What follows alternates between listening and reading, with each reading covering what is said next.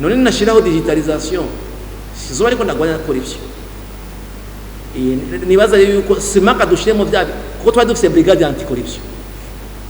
twari dufite cour près de quoi anti corruption, none byaratumye ko igiturire kigabanuka bikunda. Il faut des mécanismes ibura yako batiba ibi byakaranga muntu mukabona turabishizeho birakunze. Iyi ID numérique mumenye yuko tuzoba dusezeye 80% y'igiturire na 80% ya malversation.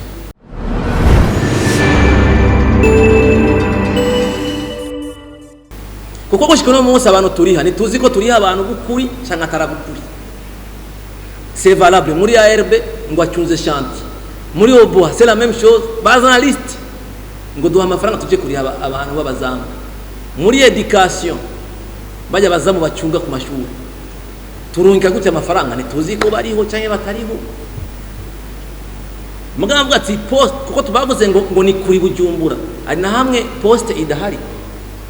cha uja kuri poste kwegereye ikundihire poste izoki infactira service ya 1% kandi cindihira hakiri kare nzuma ndiko ndaduza poste en terme ya inclusion financière. Hanyuma poste ni yagira amakosa nzoca amenya ko fatana na poste ayo sana ma strategie dushira kugira amafaranga akoreshwe neza. Burya rero sikuba ngo ngire strategie ya corruption nabibonye rufiri yabihezemo ngo nta mara twabonye yo gufinansa ngo strategie ngo ya corruption kuko nawe arashaka yiwe yo kujya kwigisha abantu. None nashiraho digitalisation sizo ariko ndagwanya corruption. Nibaza yuko simaka dushiremo byabi kuko twari dufite brigade anti corruption, twari dufite cour près de quoi anti corruption, none byaratumye ko igiturire kigabanuka bikunda.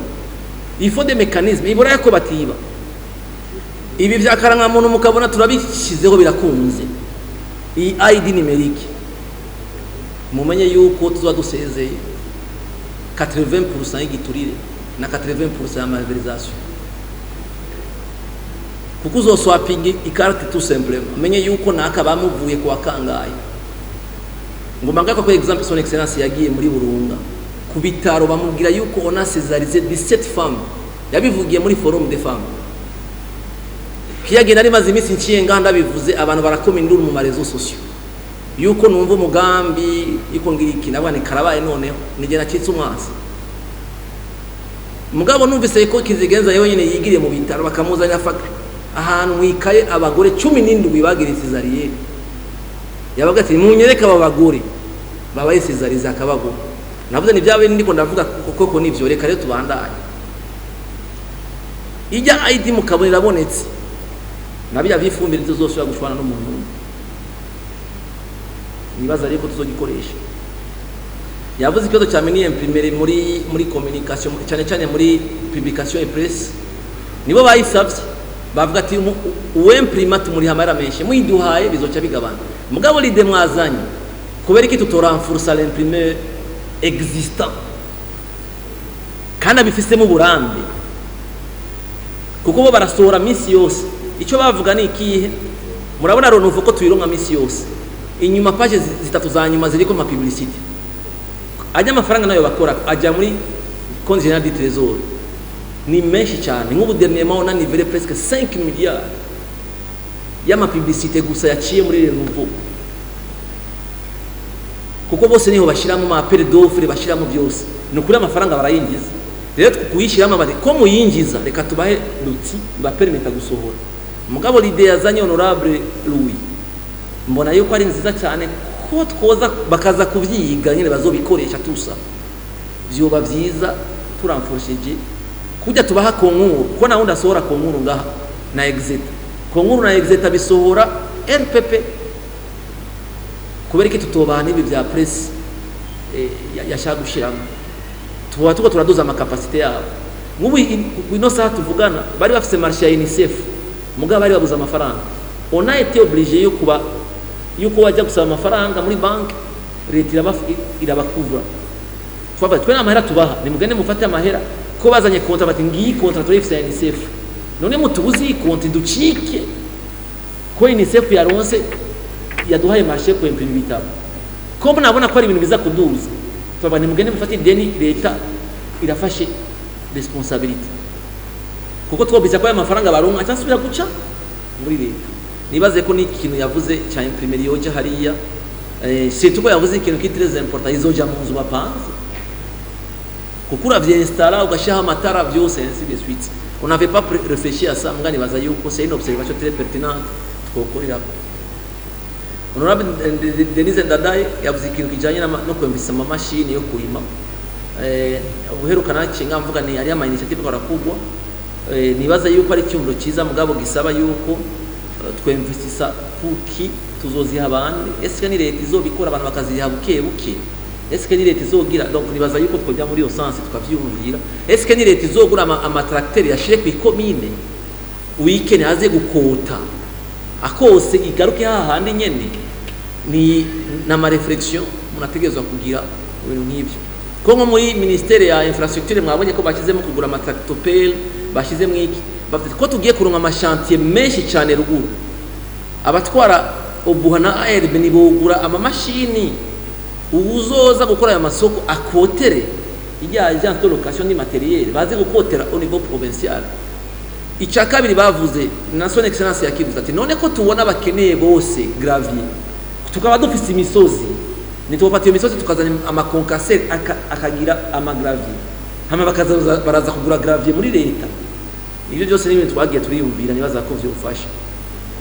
Exposé de motif mwavuze yuko ko ya dernier tiré muri mise ya agriculture hariho 2,9 milliards ya indemnisation ya population ya Nare House ko bigaruka deux fois, donc nibaza naho nyeko tuza ko verifia ko ibiri muri exposé de motif ari byo biri muri loi projet de loi. Honorable Denis Kaya yagarutse kuri article 109 kuri 50% de bénéfices za BRB kubera iki 50%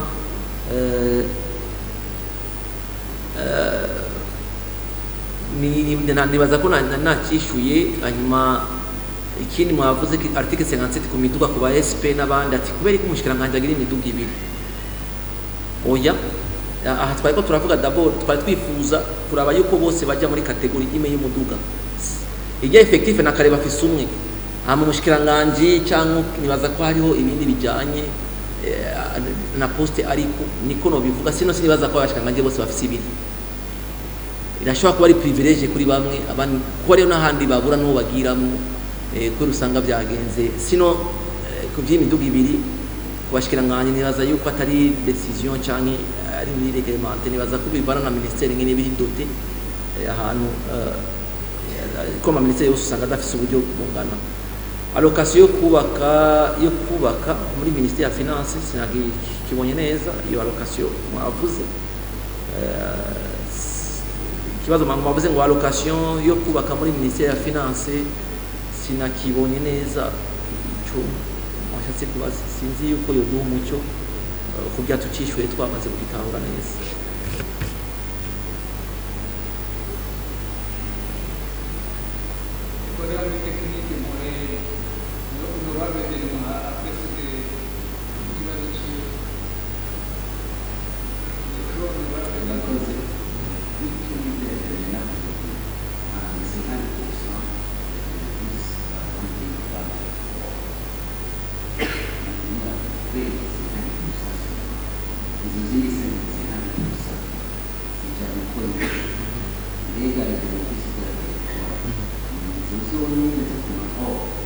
ko turazi ko hari ibindi benefice de change n'ibindi tusa ayo ma benefice yose bica bigenda gute hama kwiki cha malocation nagize amakenga kubona ibijanye no kubaka ikigo cha OBR ESG biri muri allocation ya finance oriye yo kubibona muri infrastructure. Okay, murakoze. Nangwe kuri cyo cha OBR yo OBR nuko isanzwe twagwa bobo tunabaha amatranche bo OBR ni sicho kimwe nabandi bo twaha amatranche bari ya directement kuri ujya virago na Emmaus bo bari ya directement ko barafise statut spécial tumatacha haja aya ESG nayo no kubiyagarutsi kandi ubu ESG rikirubaka barahenje nibo ya mbere ya kabiri baza yuko c'était dans l'optique yuko bahera sino bindi byose muri infrastructure niho birimo hanyuma naho babishe biri muri infrastructure turabise direction ya patrimoine byose turabicentraliza hajya muri finance hama 50% mwarimu vuze ati kubera 50% bebe nibi kugira tubishike ko n'ivyari byo twashobora twe tujeje gustabiliza ngo iyo tugize ingorane ama perte de change ngo tuca twikora kuri amafaranga twagize ntitwashatse kuja mu madetail muga kwari kugira d'abord tubona ya mbere ko je ikibazo nabaje gouverneur none ko uma ya avance ko cyonsaba 1.2 kanatwe tujye mu kuri rudandazo wewe kuyansa kanatwe tugende tuyaronde nibaze ko hari muri logique sino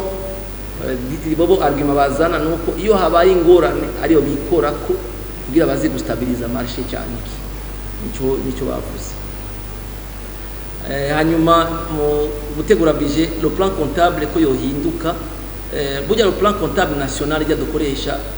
les privés bakoresha iratangandukanye na le plan comptable de l'État mugabo birafisa aho zihurira ubu twe turiko turactualiza le plan comptable de l'État kugira ikijana n'ibi bintu turi mu bya budget programme niki kuko ari igihe dutegerezwa kugira consolidation y'amakonti n'ijya comptable n'ijya plan comptable yindi nayo ni kuya actualiser ko yindi ya data de 93 si je ne me trompe pas honorable Dieudonné yagarutse kibazo kijana na passport 150,000 passport zateguwe mugabo akaba ibibazo byo kutaronka passport tiko tubitegekanya gute bya duhagarika katyagari hari habaye ikibazo cy'ingene turonka bijya bipapuro ngene vy'imprima no kuri permis la même chose mugana agenda bare menshi kijanye na permis na passport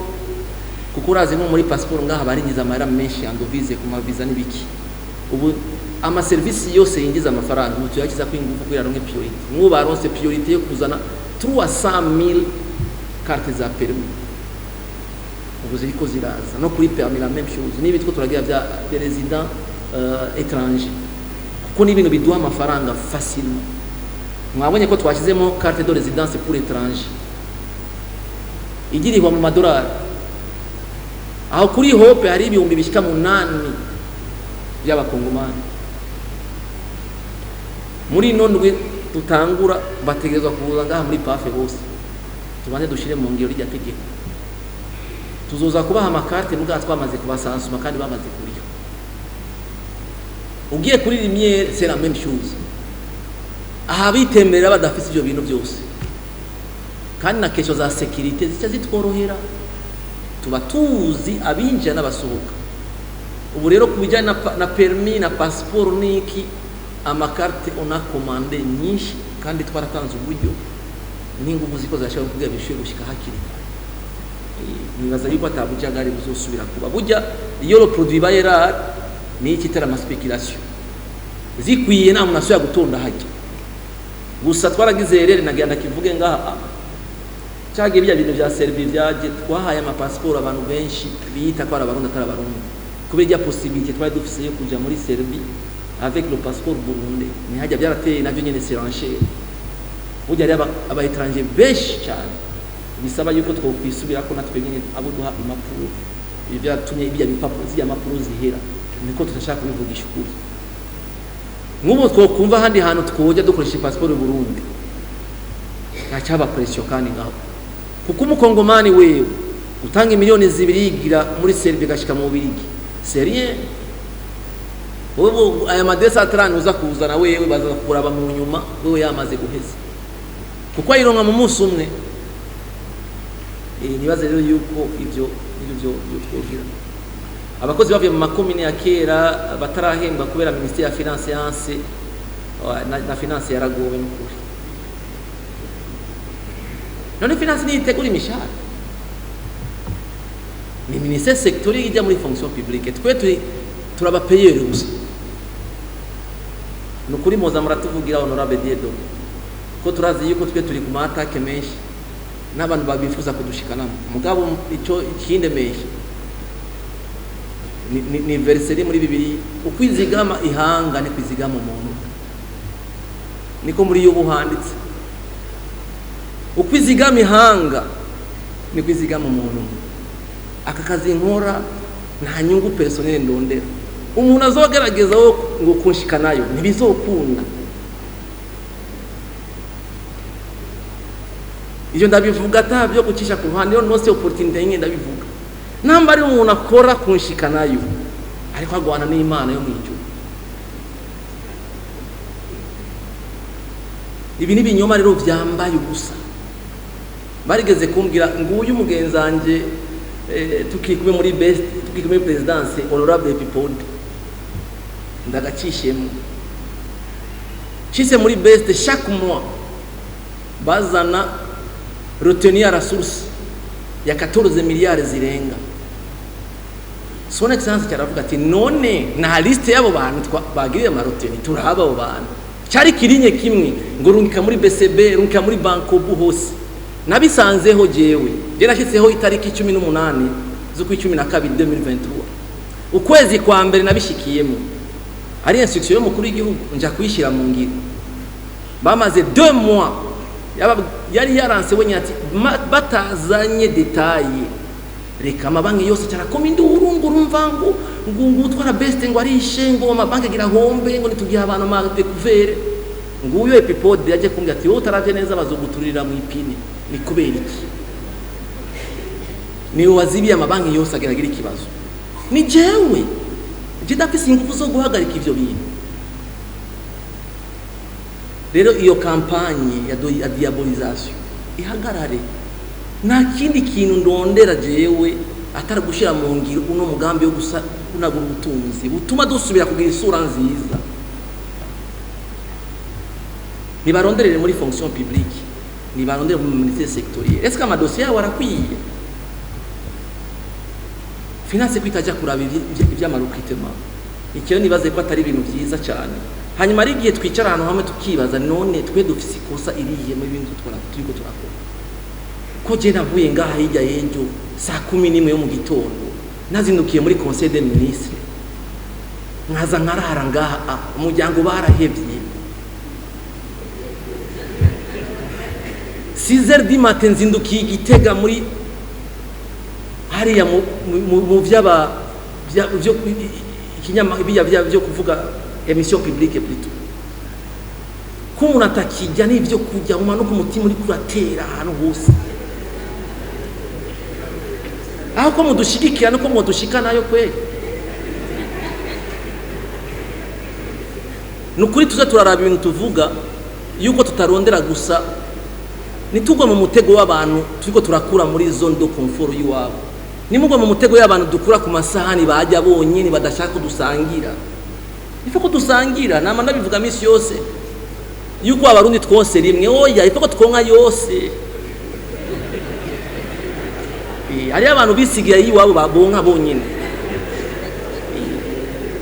Iki rero nakivuge ndagishimangira ko na nyungu personnel turondera nuko amafaranga akoreshwa neza kandi nibi n'amaresultat tangible. None mushima ko idolari ryagabanutse nidushima ko inflation yagabanutse nidushima ko no muzuza kwicara ahantu atade nimerani y'aba partenaire quand même il faut ko tuzamuna dutera intege natwe mu byo turiko turakora natwe turakeneye kubyibuha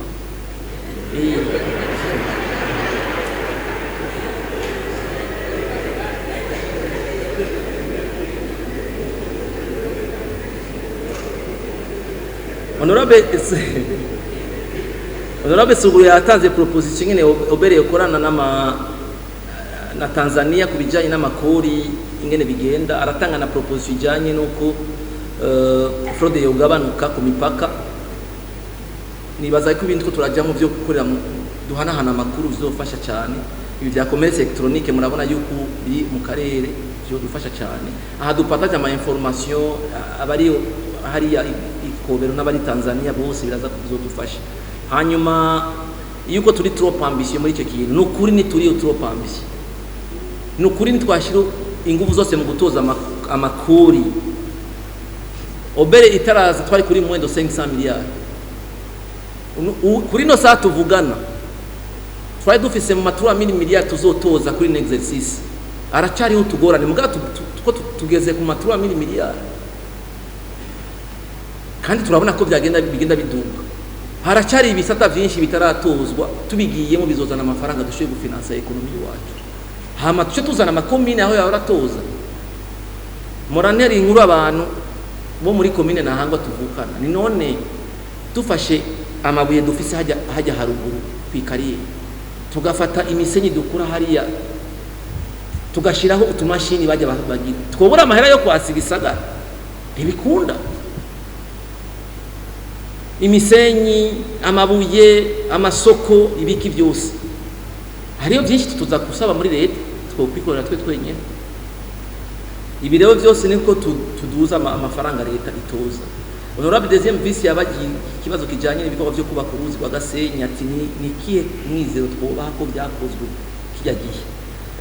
ubu nizere ko ababishizemo ministère y'infrastructure yafashe amamezuro yose kugira bisubire nka bya bindi byaciye bisubira kubomoka nibaza ko bagikorera ko cyane cyane ko babona ubu abantu babangamiye no munsi n'imisenyi infrastructure cyane mwarabonye byabaye Karusi umuntu avuga ko ariko rubaka shanti ni mwobazi gituma sare yo muri Rohero batarayinjira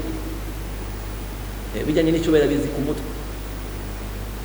nibaze rero yuko nabijya na cyane cyane ko biri inyuma yo kwantare bakazobikora nabi bararizo bagwana nibaza ko naho gufata amaprecaution wabo kandi baza ko bayafashe Honorable Tantine yavuze ikintu cyane allocation ya priorité byagarutse kabiri kuri campus navuze ko tuza kukiraba hanyuma nakijya cya appui au vulnérable cyagarutse deux fois akiravuga cya ministère ya education cya forage yuko cyagarutse kabiri si je ne me trompe pas nacyo nyine turaza ku verify acavuga ikibazo cy'abafournisseurs batanga ibikoresho byo kubaka amazone batararonka gahembe nta kivuze ngaha twarabahaye amahera yose muri budget amahera yose yarasose nibaze ko muvyo yije izotanga izoza ivyerekana Honorable Vincent yavuze amafaranga y'ubutare atubwira 1600 cy'amatoni sinzi ko abafise calculatrice mwaharuye abafise calculatrice nibaza ko mwaharuye yavuze 1600 toni no kuvuga ibi nico bita minere do yabijya bakura hari ikivamo 80 combien pour ça ivamo korta hanyuma indi 15% narinze gukekeranya abizi nawe nyine aza kudufasha aho nyine tubigenze ikindi rero kituremesha no kuno munsi kuri bya butare buva hariya ikabarore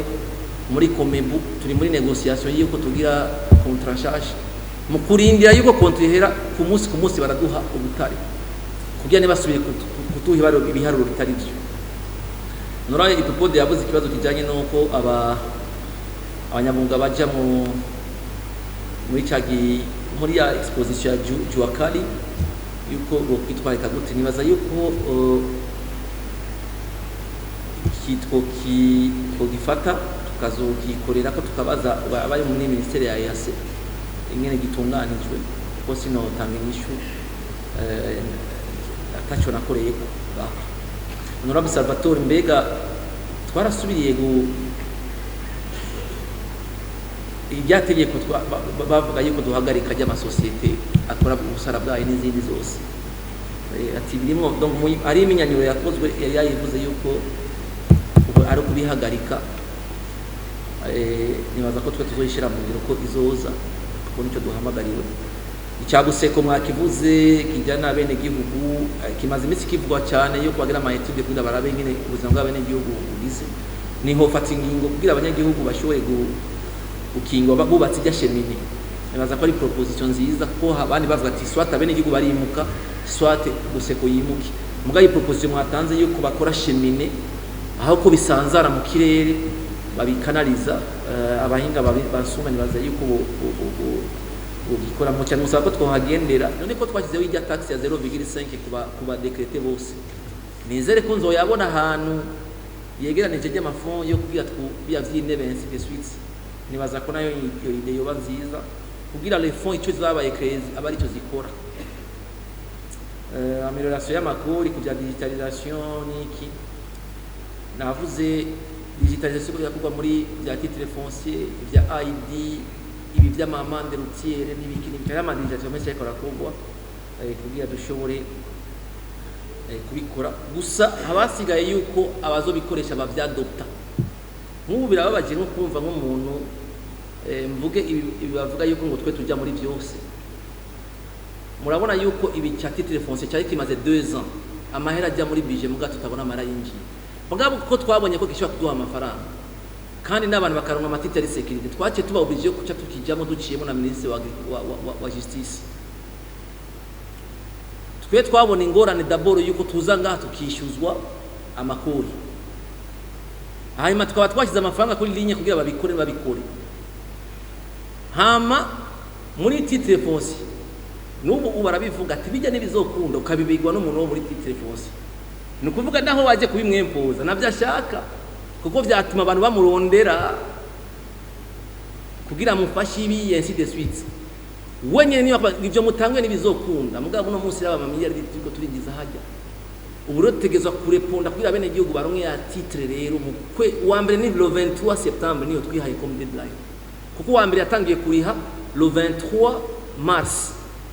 Komite ye kuvuga yuko ni 6 mois après, il faut ko wa mbere yatangura kubironka le 23 septembre. Mugabo kacyubyigo no muntu wo muri titre foncier ngo ivyo n'ibizokunda. Ariyo problème rero ya appropriation, kuko biza bibakura muri ya avantage baronka ari licite. Mbe bibaza ko karanga muntu bayanka kubera iki? Kubera bazi yuko izokiza mu ifumbire, ize mu ikawa, ize mu bintu byose. Nibaza rero yuko ibirero nibisubira inyuma, cyo two turakora. Honorable Ernest yacaga ku cyamazu ari Dar es Salaam, azoca kora iki?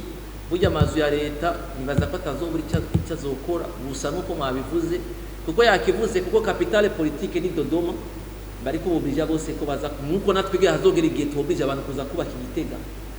Ubwizo bafise ngabazoca baziheba, ifo ko twiyumve nke tuzikoresha. Kiya Paris ndakira ko nakivuze no kuraba ngene tugurisha ijyanzo tugagaruka mu bandi ahantu hari ameze neza, kuko niyo mukuru w'igihugu bamwakiriye normalement y'igihugu kimeze neza mufise ambassade aba yakira bakeneye kuri ambassade niyo kuko hageze ko ajya kwakira abantu akavuga ko agiye muri iyo quartier sécurité ico gihugu nimwemerera ikimubwiye ariyo zone utarengamo. Ico rero kiradukora ko nibaza yuko umushikiranganje bigeje bari bikuye ko nabandi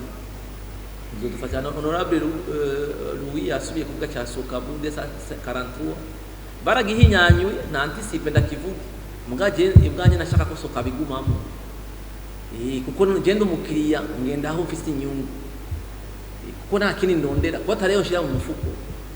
tuzohurira tusemplima mu marosete nza kuriha amafacture.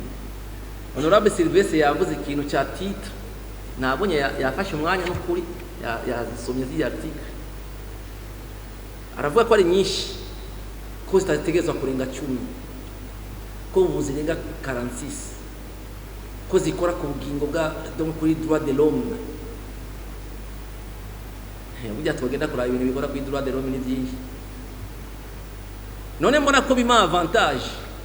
none kuvuga uno munsi yuko nabivuze ko ari giya cya obere nitwamubuje gukora handi hantu turiko turakinga kuko twarabibonye ko byabaye, kandi sindi ko ndarejifera kubera umuntu. On regarde les expériences z'ahandi. Natanze exemple ya Banque Mondiale, kubera ko ibi uri fresh ugishaho ibintu. None uno munsi munavuye muri documentation mu bindi bihugu uremerewe gukora handi hantu ubwo nyene ko mufise amadosiye menshi ari classé.